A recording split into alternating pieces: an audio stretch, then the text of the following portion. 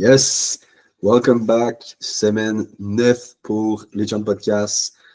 En fait, pour la semaine dans la Ligue nationale, Fantasy Waiver Pickup de cette semaine. On commence avec un retour semaine 8. Tilly en forme? Yes, en forme, toi? Yes. Alright. Un de chaque, bon coup. On va commencer ça avec Jake DeBrusk la semaine dernière. Qu'on avait conseillé, qui a quand même eu une très bonne semaine, mieux à ce que moi je m'attendais, même si on l'avait mis. Il a fini la semaine avec 5 points en 4 games, dont 6 points en 4 games, donc 5 buts et une passe. Pour ce qui est de David Rittich, en fait, tous nos autres joueurs avaient bien fait. Sherwood, Nationskin, Palmieri. Donc, Rittich, c'est pas mal le seul où est-ce que c'était coup-ci, coup-ça. Il a quand même fini la semaine avec 2 wins en 4 games. Mais ce qui a fait mal, c'est vraiment la game où est-ce qu'il a alloué 7 maudits buts. Fait que ça y a fait, c'est tout dépendamment de vos paramètres, mais dans notre pool, c'était moins 3,9, je crois. Là. Donc, ça fait mal quand vous l'avez dans votre line-up. Sinon, il y a une game qui ne startait pas, mais il est quand même venu en renfort, donc il a fait quelques arrêts là. Ce qu'on n'avait pas pensé avec Rittich, là, en fait, moi, je n'avais pas pensé, c'est LA, c'est une équipe qui alloue pas beaucoup de shots.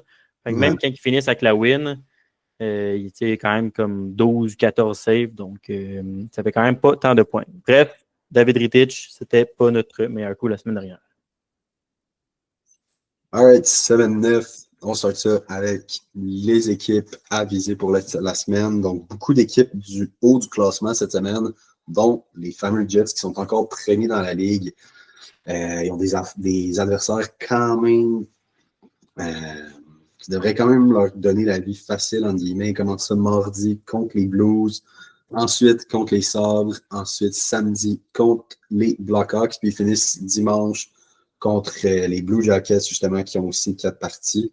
Cette semaine, il y a 7 équipes, qui ont 4 parties. Le reste ont 3 parties, puis il y a 3 équipes à 2 parties seulement. Là, fait que ça tourne plus autour de 3 parties. C'est beaucoup plus tranquille que la semaine 8 qu'on vient de vivre.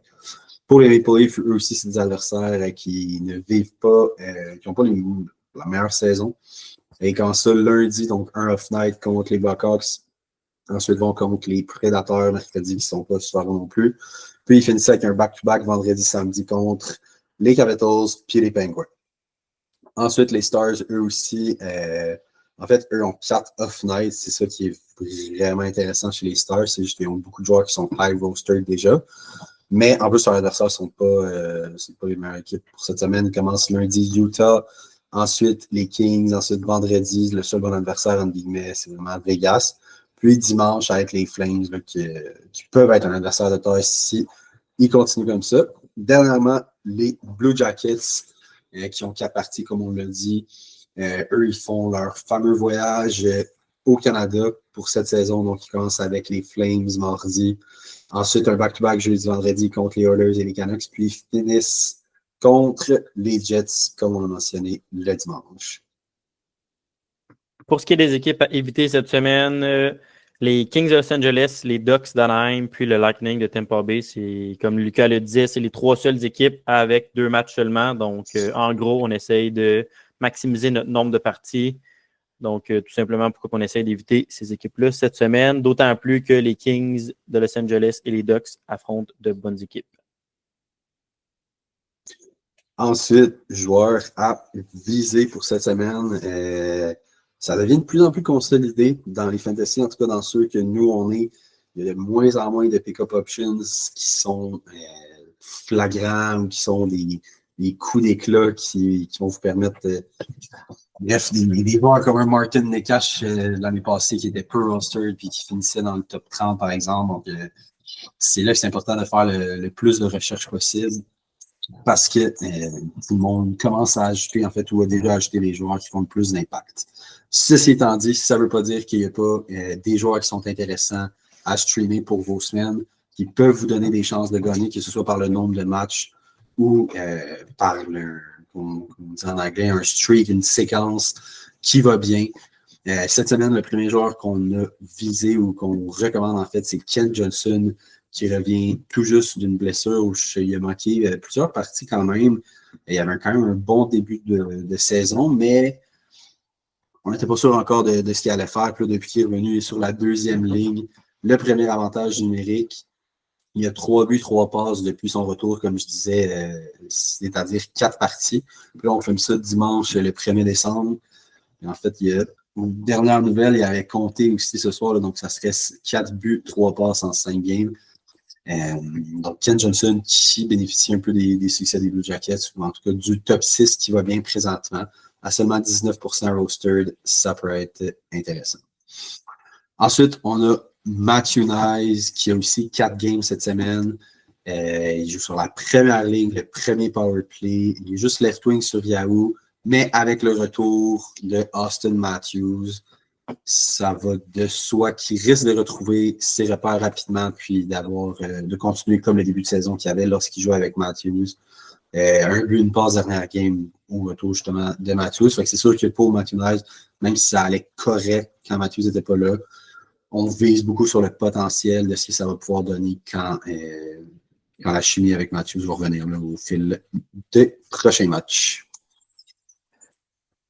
Par la suite, Jake Wallman, désolé pour la petite erreur, là, Jake Wallman n'est pas dans l'Avalanche Colorado, mais bien dans les Sharks de San Jose.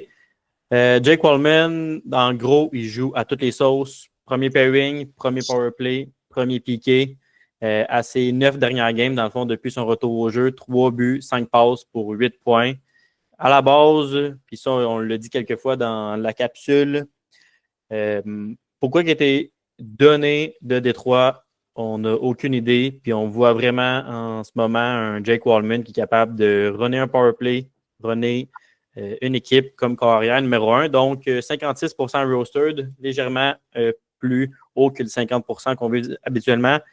Mais c'est encore très, très bas pour un joueur qui joue autant que ça. Et même si les Sharks ne sont pas bons, ça ne dérange pas. Tu sais, dans des joueurs de même qui jouent autant, là, qui frisent le 30 minutes par match, ça peut vous apporter des points tout de même. Pour ce qui est d'une équipe qui est très bonne, parlons des Stars de Dallas avec Tyler Seguin. Tyler Seguin qui n'est pas tuable, qui est seulement 46% rostered sur Yahoo, ce qui est très étonnant pour un gars qui 4 buts, 7 passes à ses 11 dernières parties. Deuxième ligne, deuxième avantage numérique et il est double position.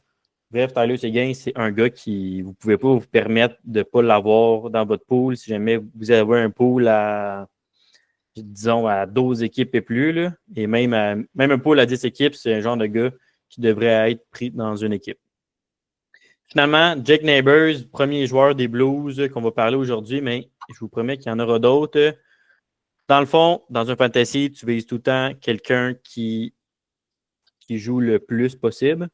Un gars qui a la chance de jouer avec des bons joueurs, un gars qui a la chance de jouer en power play et un gars qui a double position. Ben, Jake Neighbors, c'est exactement ça. Seulement 17% rostered sur Yahoo. Un but, pas un but, mais premier avantage numérique, première ligne, les 2 ailes, puis à ses 9 derniers matchs, 4 buts, 2 passes et surtout 24 hits. C'est un gars qui frappe, c'est un gars qui tire au filet, Jake Neighbors. Et autre point positif, c'est l'arrivée de Jim Montgomery.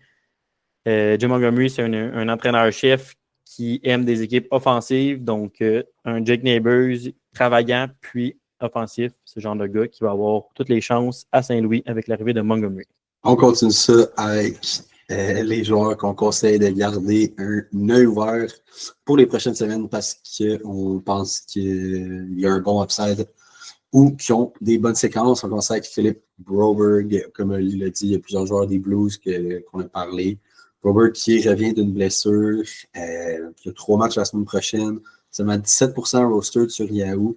Hier, il a commencé le match sur la première paire de défense avec Parayko. Il a fini sur la deuxième. Même chose pour l'avantage numérique. Il a fini sur le deuxième avantage numérique aussi.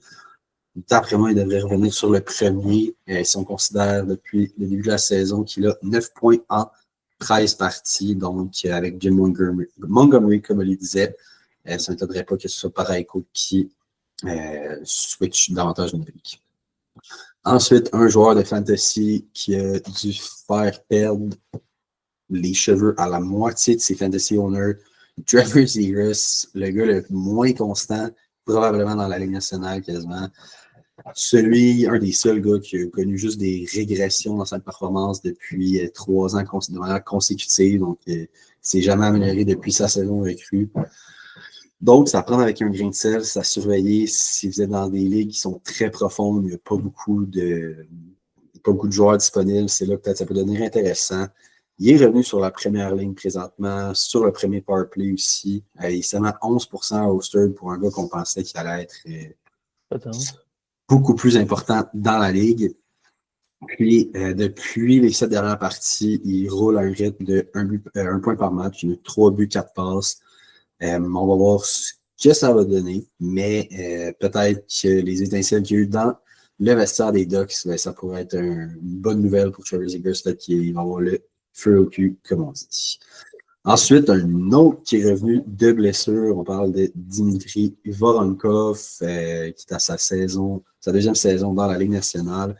Je pense qu'il avait eu 34 points l'année passée en 74 games, quelque chose comme ça, donc c'était bien, c'était pas à tout casser, mais c'était mieux même que ce que certains s'attendaient. Il y a 4 matchs la semaine prochaine, comme on l'a dit, seulement 13% au sud.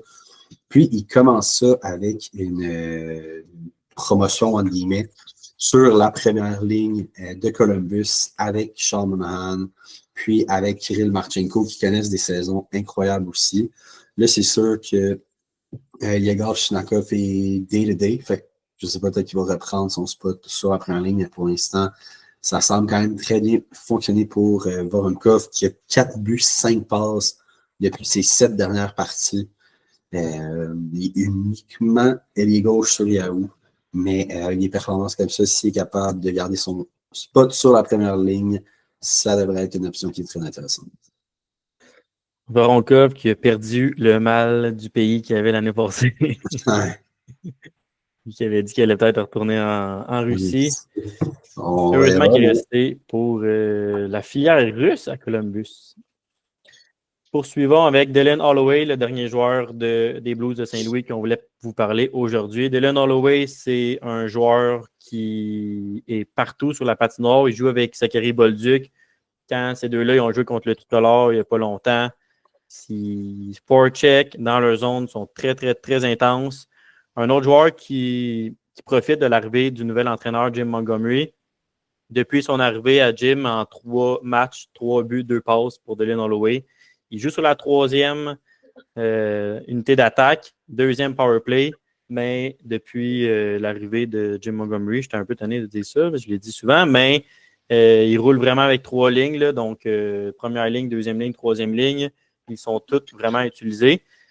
Seulement 7% rostered sur Yahoo. Je pense que dans la prochaine semaine, ça va vraiment monter. Justement pour ce qu'on vient de vous dire. En plus du fait que c'est un joueur qui est centre et ailier gauche. Donc, c'est toujours très intéressant, tout dépendamment c'est quoi vos paramètres de pool. Finalement, on termine ça avec Joel Farabee.